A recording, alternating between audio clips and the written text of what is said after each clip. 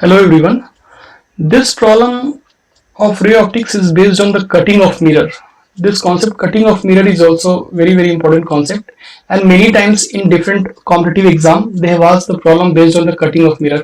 So let's first go and let's analyze what actually is the problem here. It is given here a concave mirror of focal length 20 centimeter is cut into two parts, right? A concave mirror is there, and this concave mirror is being cut into two parts.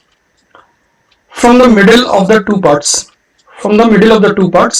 are moved perpendicular by a distance of 1 mm from previous principal axis AB, right?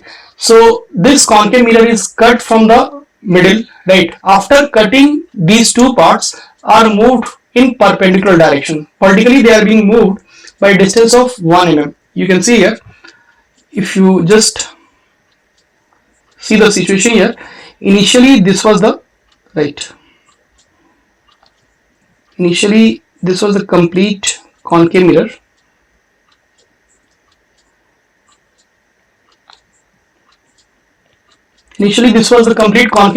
And from the middle this concave mirror is being cut, right? And these two parts are moved, right, 1 mm. This part, let's say, is moved like this,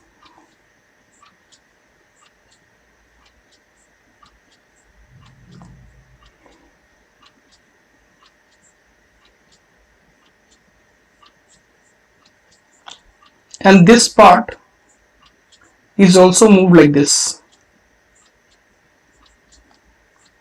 right?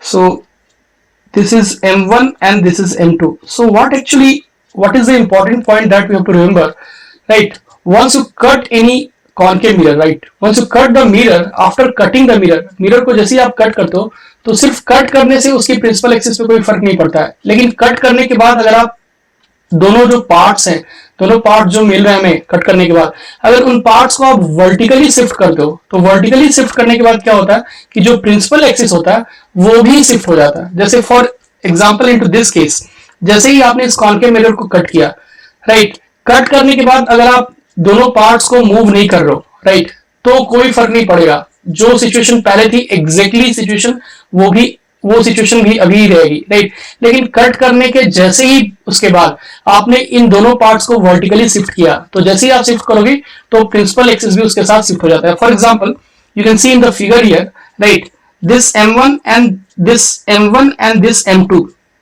these two are behaving as two different mirror.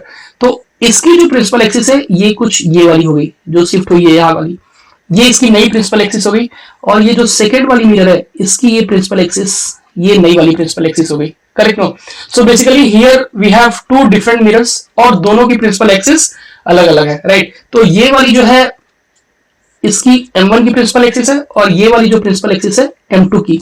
So basically into this case, right, in this problem what they are asking, ये question आपसे पूछ रहे हैं कि एक object जो यहां पे रखा हुआ था पहले, राइट, जब ये कंप्लीट मिरर था, जब ये कट नहीं था, तो ये ऑब्जेक्ट जो यहां पे रखा हुआ है, राइट, उसकी ये दोनों M1 और M2 जो इमेज बनाएंगे, राइट, तो उसके बीच में आफ्टर दैट उन दोनों इमेजेस के बीच में कितनी डिस्टेंस होगी, that is what we have to calculate, right. So O की इमेज एक M1 बनाएगा और O की एक सेपरेट इमेज M2 भी बनाएगा, तो दोनों इमेज की जो डिस्टेंस होगी, उनके बीच की जो डिस्टेंस होगी, वो डिस्टेंस कितनी होगी, that is what we have to calculate, right. So कैसे अप्रोच करेंगे इसे? तो सबसे पहले हम क्या करेंगे, सबसे पहले for the first mirror M1 के लिए हम रिफ्लेक्शन फॉर्मूला लगाएंगे.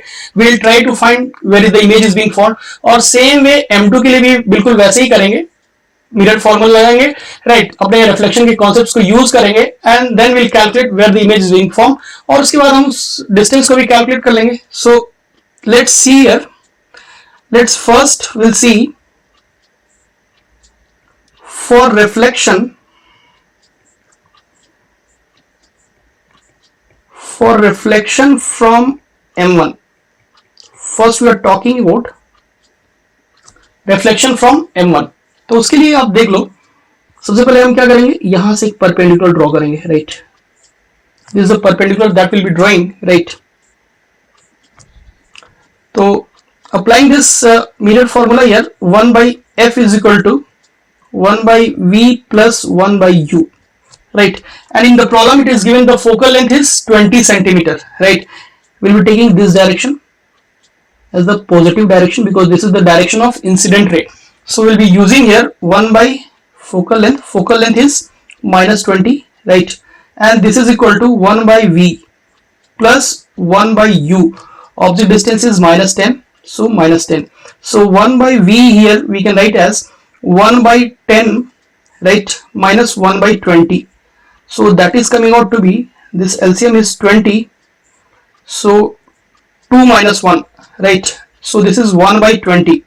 So v is equal to plus 20 centimeter. Plus 20 centimeter, it is coming out plus 20. Plus 20 means the image will be formed, right, in positive direction, right? So basically एक virtual image बनने वाला, right?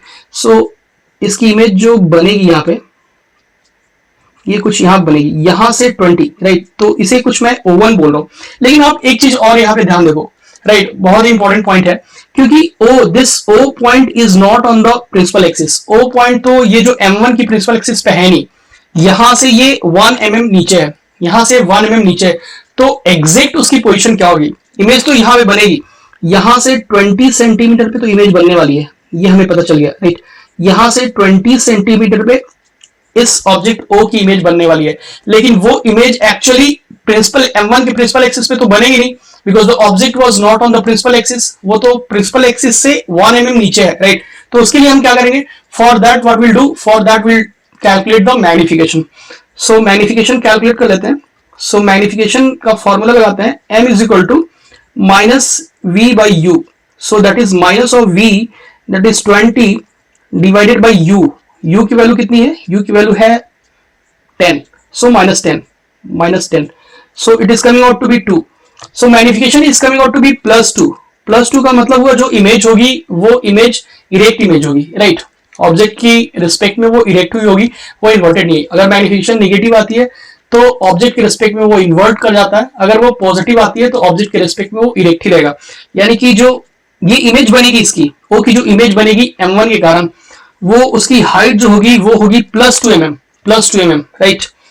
Plus 2 mm और exactly erected होगी। यानी कि कुछ अगर आप देखो तो इसकी हाइट यहां पे कुछ ऐसे बनेगी, राइट? यहां से ये यहां बन जाएगी, राइट? Plus 2 mm। सो इसे कुछ मैं O1 बोल रहा हूं, O1, right? So this is O1। Now for reflection from M2, for reflection from M2, from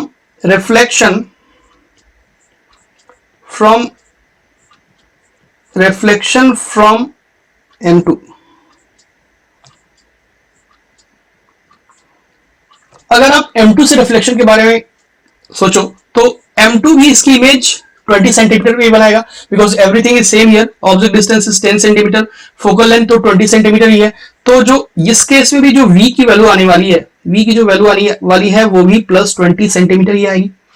और मैग्निफिकेशन, इस केस में भी मैग्निफिकेशन जो आने वाला है वो प्लस 2, राइट? लेकिन इस केस में अगर आप देखो तो इस केस में जो ऑब्जेक्ट है, इस केस में जो यहाँ पे ऑब्जेक्ट है, ये ऑब्जेक्ट कुछ यहाँ पे है, ये तो प्रिंसिपल एक्सिस है M2 की, राइट?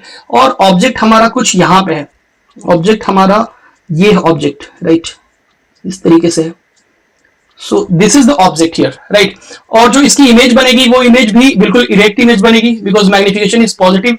और वो इमेज कितनी होगी? वो होगी प्लस 2 mm, राइट? क्योंकि ऑब्जेक्ट की हाइट है 1 mm, मैग्निफिकेशन इज प्लस 2, सो जो इमेज की हाइट होने वाली है दैट इज ऑल्सो प्लस 2। तो यहां से 20 सेंटीमीटर पे तो बनेगी ही, 20 सेंटीमीटर पे तो बनेगी ही, उसकी हाइट होगी प्लस 2, यानी कि यहां से प्लस 2, यानी कि 1 and 1, this O2।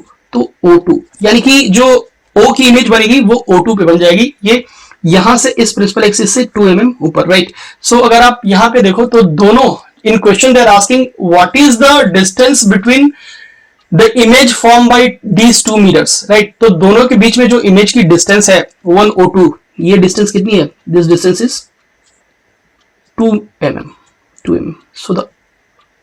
so answer here is 2 mm। this is the answer, right? so basically into this problem what we have to remember, हमें याद क्या रखना है? हमें याद रखना है कि जब भी ऐसे कटिंग ऑफ मिरर्स के प्रॉब्लम हो तो जब आप मिरर को कट करते हो, राइट, तो सिर्फ मिरर के कट करने से प्रिंसिपल एक्सिस पे कोई फर्क पड़ता नहीं है, लेकिन जब मिरर को कट करने के बाद आप वर्टिकली जब दोनों पार्ट्स को शिफ्ट करते हो, तो उस केस में क्या होता है, उन पार्ट्स के साथ जो प्रिंसिपल एक्सिस है वो भी शिफ्ट हो जाता है, right. So that point we have to remember whenever will be solving problem based on cutting of mirror.